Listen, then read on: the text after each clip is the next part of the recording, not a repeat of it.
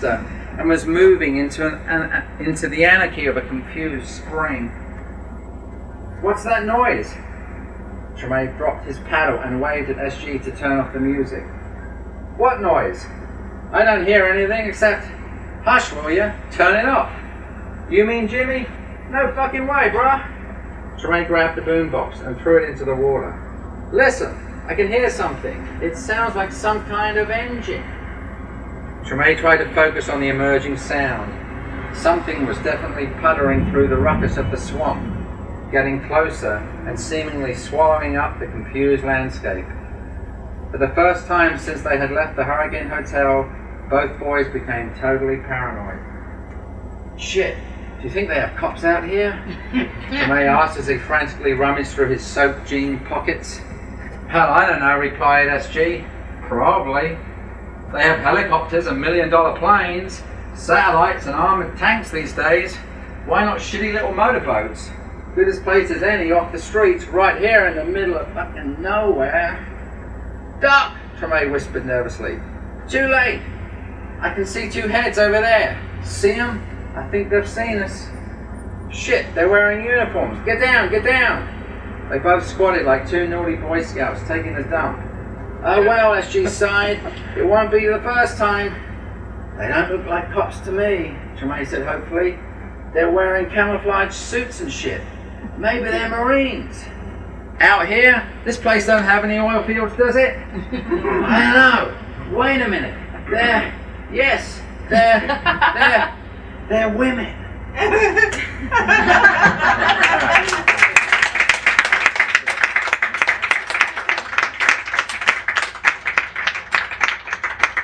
I've got to buy the book to read what happened.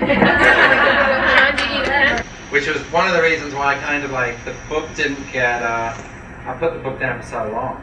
It's like, you know, a huge chunk of this book was actually, you know, had been read. It was like I just didn't really want to deal with it, to look at it for a while, and then when Katrina hit, it was just like, it's on. This has got to be finished. So does Katrina feature the narrative?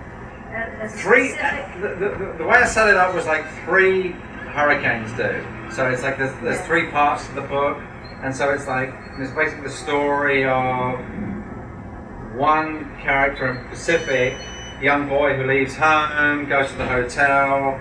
He then becomes a pretty well-known DJ, goes back to the hotel, and then at the end, the final hurricane, he's coming back to be part of the big concert and the rebirth of joint. Yeah. So it's over the three different storms. Correct. Yeah. I mean, storms are very. I mean, they're very much part of a life down there, and I think that when we were leaving, we saw the first people when we were on vacation in 2005. We saw the first people evacuating, and as my cousin said in the foreword that he wrote, we weren't really that disturbed about it. And even though we didn't have a TV, didn't really have radio or cell phone contact when we were in Maine on vacation, we were on this little island. Even the first images that I saw coming out of the New York Times, I went, you know, like 2 days later, I took a boat to the mainland, got my New York Times, looking at the photos, front page. Still, it was like, oh, the water. You know, it was a guy with people wading in this much water, and it's like, we've already been in this much, so it still didn't really dawn on what was going on. And I think I tried to put that in the book. It is that it's something definitely snapped this time. You know, obviously there was a huge amount of disaster. There was a huge amount of loss of life. You know, a huge amount of loss. You know, but and I think that probably did make the snap. But there was a lot of damage. You know, and I think there still is a lot of damage there. And I think that was what, you know, that was a big impetus for me to just like, I think whether I sensed it or I was just, I gotta get this out. Just gotta get this out. So do you deal with damage? Do you deal with the damage in the book? In the book, yeah. In the book, yeah. In your life, no. In my life all the time. So yeah,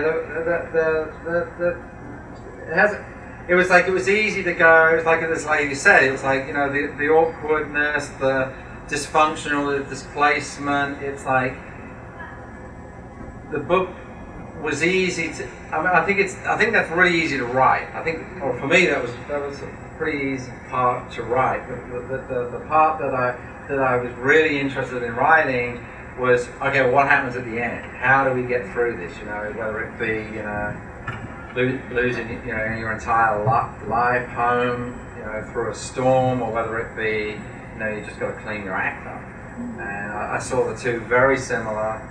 And the middle part of the book is written in this narrative spirit, and it was basically, you know, it could easily be construed as a junkie as much as it was somebody that just lost absolutely everything in their life. And then what do we do? How do we? You can't just give up. So it was, and I think that was the spirit of you know, I think all good literature has its own spirit, and I think that's what became of this book. I was just literally the messenger. I mean, an interesting side to this was that when I started it in 1998 in this hotel, for these different rooms, it was like I was very much inspired by Dylan Thomas's play Under Milk Wood, which is all these different voices. And I'd seen it at a very early age, and it just came back to me. It was just like, you know, this would be, you know, I was just thinking of, like, it's dark and you just hear this voice here, and you hear another voice here, and then you hear the voice trying to talk to the other voice, you know, through all this wall and darkness. So the working title of the book was, I think it's in front, Book of Voices, you know, inspired by Dylan Thomas. And so the years go by, and then this spring, you know, this book's going into print, and so this is already in the book.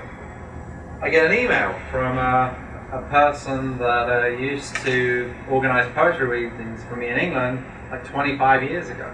Hadn't heard from him in close to 25 years. And he said, "What you doing?" I said, "Oh, I just finished the book." He said, "Well, send me some of it." So I sent him some of the book. And he said, "Well, would you like to read some of this book in England?"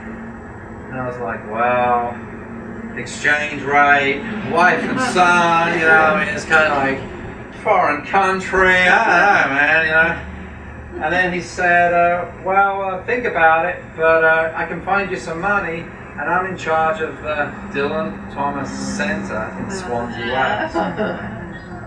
And I went home and or went to the other room and got my wife and said, "You know, hey, look at this, you know, pinch me. I mean, I'm being paid. I'm being paid to read at a place where I would read in their urinal, you know." And so we held off the book reading. This is the first book reading in America, but we held off promoting the book until we'd done the reading in Swansea, Wales. So I think talking to those people and their reaction to it, I mean, there's just been this weird set of life circumstances within this novel, you know. I mean, I literally, it's just, there it is now, and it's kind of floating down the river now, its own little path. So, yeah. I think that's, unless anyone else has anything else. Thank you. All right, thank you.